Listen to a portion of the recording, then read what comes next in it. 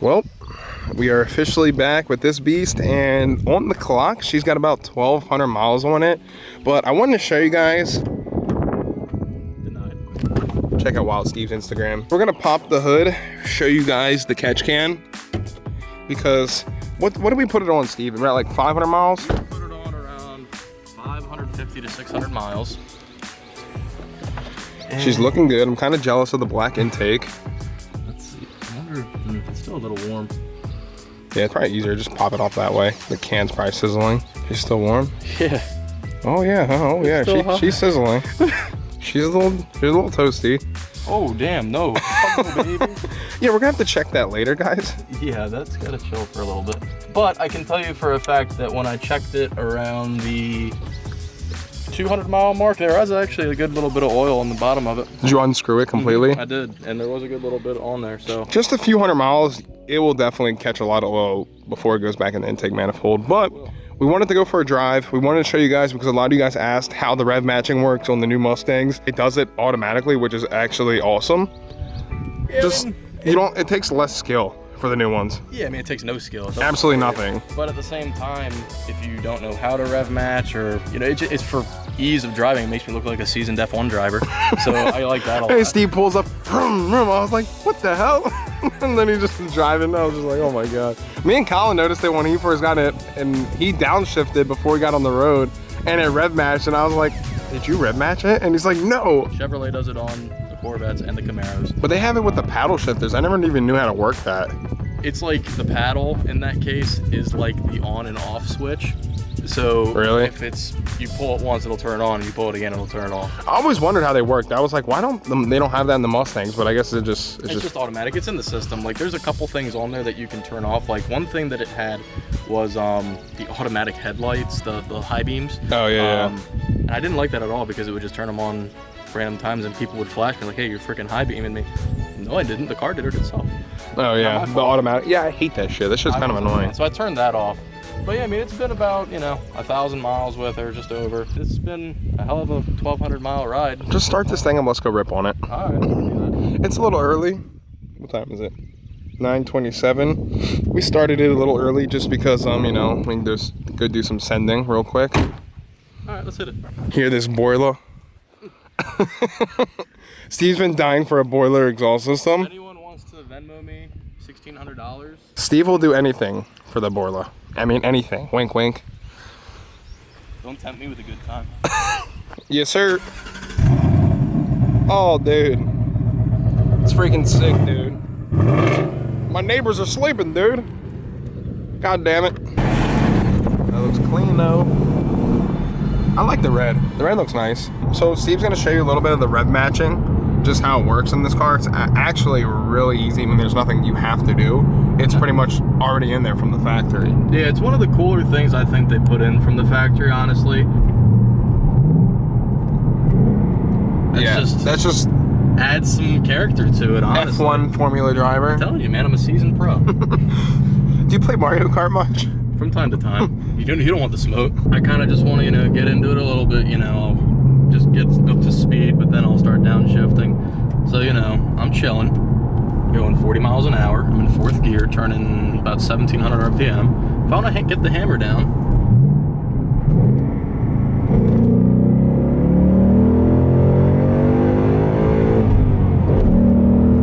Full send. I think that was like 220. Yeah, I'm all day.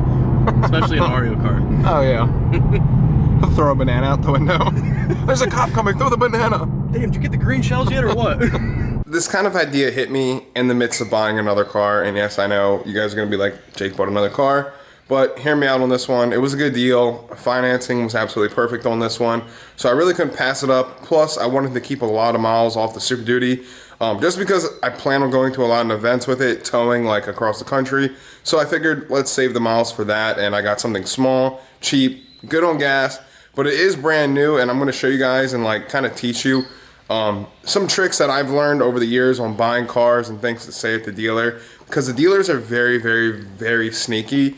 And I got Steve here today, and he's gonna even tell you because he was with me when we were going to look at the first car, and I just don't like the dealers. The dealers give me such bad vibes. Only some of them I mean, they just play games with the prices, and I swear they act like people are stupid. Like, I've been there so many times, obviously, with the cars, and there's my other little car over there. But I'm going to pull it up and show you guys and tell you some things like to say and to not to say at the dealer, but let me pull up my new car and show you. Say hello to my Kia. This is a 2021 Kia Forte, and I know that's like, why am I talking about Kia Fortes? My max, absolute max. I was looking for a used car at first. Something relatively cheap. I didn't want to spend more than $20,000, to be honest, on a daily driver, something cheap, good on gas. And I came across this online. I was like, it looks way too small in the picture, so I was like, let me go look at it, take a look. There's a dealer right down the street from me, so we went. Absolutely fell in love with it. How big it is, check it out. This car is stickered for almost about $25,000. Everything tags out the door was $22,500. On the road, everything out the door. So if you add tax and everything, that was almost about $6,000 off sticker, which is pretty good for a brand new car, especially the other dealer right down the street from us. We're marking Kias up $1,500 to like $5,000 for a Kia. And yeah, I know, it's kind of crazy. So I wanted something relatively clean because I'm going to be putting a lot of miles on this car and using it for work. So flat bottom steering wheel, bucket seats. I was told, like, honestly, I know nothing about Kias, but this is their performance model. Carbon fiber everywhere, flat bottom steering wheel, also has a sunroof, back seats, and some delivery bags for the restaurant just in case if I ever need it. Everything is blacked out, paint matched. Trunk is absolutely huge in here. I mean, for the price, $22,500 out the door. The big kicker is 0% interest, 0%. So that means the grand total I'll be paying on this car through the whole whatever term I decided with it, or whatever term you decide, like when you're going to buy a car, 0% interest is mean you're paying $22,500. Whatever that grand total price is, that's what you're going to be paying. But if there was like 3% interest, then you would have to factor that in. 3% of $22,500 would be carried on and then tacked on at the end of each month. And that's how the dealers and the banks make their money. A couple things me and Steve wanted to talk about with this car. So even with the Mustang, when we went to go purchase the Mustang, like I was telling you guys before, the dealers are sneaky. They tried to even add a wheel and tire package for this car. And I told them from the beginning, the car's gonna get the warranty voided, so I didn't even care about that. And I was like, I don't buy warranty for the Mustangs. Like, that's just me. I have my own mechanics and have their own shops that I can know that can do work to the cars for me. But still, once I got home on the flash drive, checked the paperwork, there was a wheel and tire package on here to protect the performance pack wheels, and it was almost $1,600 that they snuck on there. We just wanted to mention some things that you should say and probably should not say at the dealer. So when you usually go to the dealer, like the first thing they're going to ask you is how much you're looking to spend and what can you afford a month. That is like the number one thing you do not say when buying a car. And I was telling Steve about it because they can just like, okay, say you can afford $500 a month, for example, on a Kia, another Mustang, or a truck or anything. No matter what you're buying, this involves everything. So you could say, oh, I can afford $500. You already messed up because they already got you by the balls at that point. And Steve Literally got you by the collar. because they're gonna know. They're gonna be like, okay, no problem. They're gonna stretch that term out to high heaven just so that payment will hit $500. They don't care what you spend at the end of the day. At the end of the day, they're making the sale. They're trying to make money. You're going to be stuck with the bill. They don't care about your financial status. You already told them the $500 point is what you want to see, so that's what they're going to make happen. They're going to do everything in their power to make that happen. All you want to see, no matter what car you're buying, I wish I had a paper in front of me to show you. Like, so honestly, all you want to see is the price of the car. There should be possibly a destination fee. Sometimes I don't know, like the Fords, they come already on there. Some dealers will try to add that on twice. There's a destination fee already on the sticker for the Mustang. Sometimes they'll add that on again. They try to add it on that one. I had that taken off. But like I'm saying, they'll add that on. So they'll add the price of the car, destination fee, dealer fee. They'll try to even add a shipping fee sometimes. But you just got to ask them, when you go there, when you're looking at any type of car, have the top of the price of the car and have everything laid out one by one so you see. Add everything up, you'll see the grand total of it just so you know exactly what it's going to be, because they will try to play games, I promise you, and tell them just in the beginning, be like, listen, I don't want to buy warranty. Because even when we sat down with the first Kia, the guy literally, remember, he came and already added warranty into it. And I was like, dude, the car comes with 10-year, 100,000-mile warranty. That's another reason I went with this car. But read the fine print. Yeah, exactly. Because it was a limited powertrain warranty, only applying to the transmission in that case. That was the only reason we went to go look at the Kias. 10-year, 100,000-mile warranty. I was like, damn, I can't beat that. I'll drive it, beat the hell out of it, and put some miles on it. But no, it only does the transmission. But in the other case, I looked at the Toyotas, I looked at the Hondas, and nothing was this close to the price. So I was like, you know what? I'm just gonna get the Kia. I haven't heard anything bad. I haven't heard any bad things about the Kia, and I liked it. It drove great. It's front-wheel drive, but it honestly doesn't feel front-wheel drive. Steve fits in the car great. I'm actually really impressed with the space within the interior. I'm not trying to hype up a Kia. I'm not either, but I was kind of impressed. I was like, when we saw it online, I was like, dude, this car is ugly as hell. Like, I don't like it. It's way too small. But I was like, you know, I need something kind of relatively small. But once you get in it, guys, like, no, I think it's mainly the flat bottom steering wheel that like just makes it have more legroom. Like, look at the pedals, racing pedals. It's got blind spot, lane keep assist, traction control. Look at the vents. Apple CarPlay and everything. Not a bad package. And and just to top it off, Harman Kardon sound system throughout the whole car. Car speakers actually slap.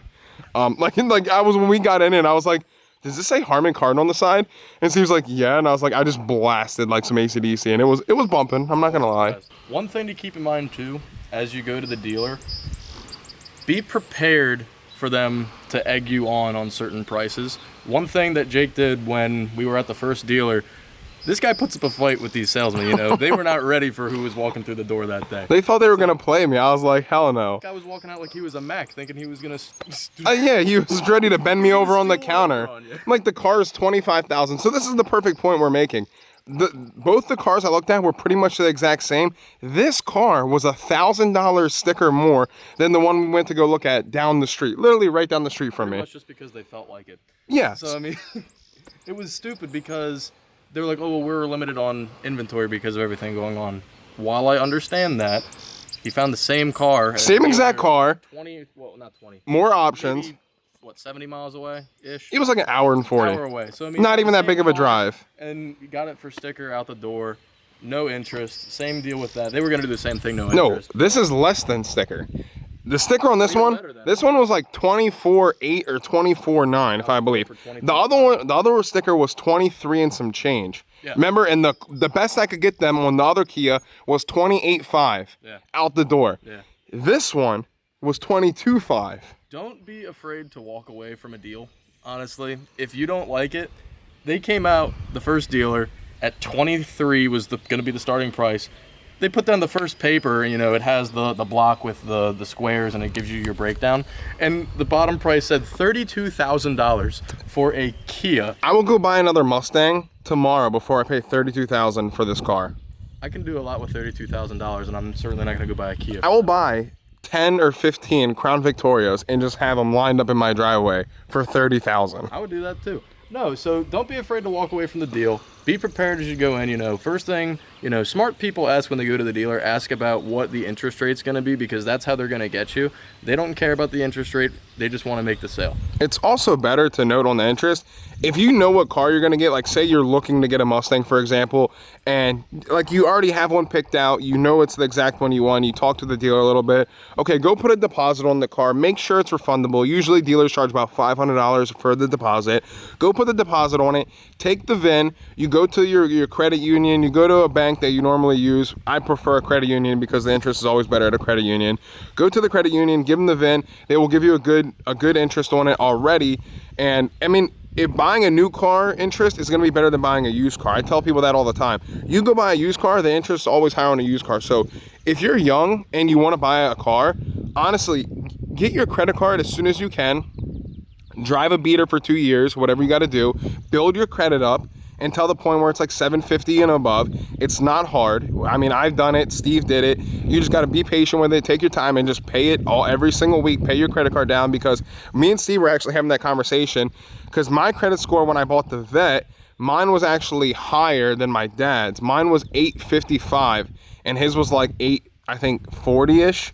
His was. So pretty much I just didn't show enough that I had enough credit history. So, but my credit score was extremely high, but I still needed someone to co-sign, just because at the age I had no buying history. I had the 150 on there, but that wasn't enough for buying an $80,000 car. They wanted to see something else. So if you start out and you go buy like a Mustang, for example, you shouldn't have a problem going to the credit union. 1.9 to at least 0.9% interest is relatively on average around the time to get a car, and like what I got for my truck. And the Super Duty was a little more because it was through the business, but the Mustang, this one, I think it was 1.9, or That's not bad. it wasn't horrible. Plus, I didn't even go to a credit union, because when I got the car, it was in the middle of Corona, so I had no chance to go to the credit union, so I just had to go through the dealer, so it was like, whatever. People got to be a little bit crazy right now to be buying used. Yeah, if you buy a used car, you're honestly stupid. You're gonna take a freaking, I don't even know what the... Just bend over at that point. Yeah, because the used car market is about 120% higher than on average right now. I look at the forums, I look at freaking the trading on like the auctions and stuff all the time, Manheim, and people are paying stupid money for used cars, just for the simple fact not as many new cars are being produced. So the demand is high for cars, so that which increases the value for used cars. That's why I went out and bought a new car. I could probably sell this car and make $1,000 on it. You could have bought like a beater, but at the same time, I would have paid double or 3 times the price of what it actually would have been in a normal market. And you don't know if it'll be reliable for you or not. Exactly. That's why I was like 0% interest, brand new car. That's what some people don't understand. You have to understand some people's point of view on things, because I could go ahead, okay, let's just say I buy a $15,000 Honda Civic that's used with 60,000 miles. Number one, I don't know what's happened to it. I don't know what's been done to it. I don't know who maintained it. God knows it's been wrecked, because everyone knows Carfax is absolutely bullshit. It's not Carfax is fake as hell. It's not accurate at all. So that's all facts right there. So it's, I mean, at the end of the day, I'm paying 0% interest on it. I got a brand new car with factory warranty, and I'm paying exactly what I got the car on the road for, $22,500, and that is exactly how much I will pay on this car. But if I would have bought a used car at $15,000, and let's just say I financed it and they gave me 3% interest on it, I'd probably been paying close to the same exactly as this. Easy. So that is the point I'm trying to make, guys. It is better to buy new than used sometimes in some cases. Yes, some people can't afford it, but at the same time, you have to look at it as like, do the math. Just break everything down. Do the math from used to new, because new, you'll get a better interest rate 1,000% of the time. New, I mean used, you're gonna lose. I'm just telling you on that. The only time at that point you're gonna be okay buying used is if you find something for a couple grand, just buy it outright cash. For instance, my car, that thing stickered, 42,000, working at the dealer, got it pretty much for like 38.5 at the door. Not a bad deal. No warranties, no nothing. They helped me out just because I didn't have to play the game since I worked there. We have on our lot a red base model 2020 GT. The only option it has is that it's a 10-speed car. Stripped down. Stickered at 38. We're asking 41,000 for it right now. So Steve could actually take his car, because he bought it before the bad, like, everything happened with the cars. He could take his car right now and probably make $1,000, $2,000 on it all day long, and the dealer will still sell it and make money on it, because his is a premium. It has more options than the base that they have on their lot, so that is a plus. Over sticker used. Yeah, that's what I'm saying. So it's ridiculous. If you buy anything used right now, you're honestly out of your mind. There's no sense of buying anything used. Like, you can't justify buying anything used to me right now. Like, that car's gonna sit there for a while. Yeah, I mean, why would you, like, see your car, you paid $38,000 for it, and then there's a base right there for 42. Yeah. Who's gonna buy that? It makes 0 sense. Zero, but you know, they'll find someone, they'll find a sucker, they'll get them, they'll lock them in on it, and they'll end up paying for pretty much a premium GT. And then when they go to resell it, oh my God, they're gonna even take more of a loss on it. But that's just what people don't understand. People are gonna find themselves so upside down in these cars, they're gonna be beside themselves when they're losing $10,000 plus. Honestly. Exactly. That's why I went with something new, and it kind of hit me at the dealer when it was all going down. I was like, you know what? I think I really need to make this video to prove a point the dealers aren't that slick when it comes to the cars. And I mean they are to some people, but if the average person walks in there, I'm sure they can play games with them. But I've been there a million times. I know the games they play. I know the tricks, and it's not hard to me at that point. I mean, honestly, if you need my assistance on coming to buy a car, I'll charge you, but like, I'll get you the best deal possible. We might not walk out everyone happy, but at the same time, you're gonna get a good deal. If I saved you $3,000, you're giving me $2,500 of it. It's fun. I'm just aggressive when I go in there. I'm like, listen, this is the price I'm paying. Because when I do it, I just don't fall in love with any car. No. I shop around beyond shopping around. Oh, I wasn't expecting you to buy a Kia. And how long did it take me to find this car and get the price on it? Okay, so to put it in perspective, we went to that dealer a week or two ago. It was last Wednesday. Last Wednesday. Jake sent me this car on Thursday. And I picked it up Thursday night. No, it was that night. It was Wednesday night. You sent it to me at like 11:30 at night. You're like, hey, I found this, and they're giving it to me for sticker. I'm going to get it tomorrow. Actually, under sticker. Under sticker and out the door, tags, everything. And then he asked the dealer that was down there. I think it was Manassas. Yeah, it was Browns, Kia, and Manassas. Yeah, it's actually right here. Yeah. You asked them. It's a good dealer. Ask for Pedro. Pedro's the man. You asked them. You're like, okay, is there a $1,500 upcharge? You know, just for wanting to do it? And they're like, what are you talking about? They're like, why are you? The dealer upcharge is what Steve's talking about. Is the market adjustment. The market adjustment is what they called it to, I guess, profit more just because they're not getting as much Fortes in. But you're crazy if you pay $1,500 over sticker for a Kia. The Vet was pushing. I paid $5K over for the Vet. That's different. Specialty vehicle. That $1,500 I would have paid on this Kia would have just went straight out the door. I might as well have threw the money in the fire pit. Yeah. I could have just burned $1,500 that quick. May as well use it as some toilet paper.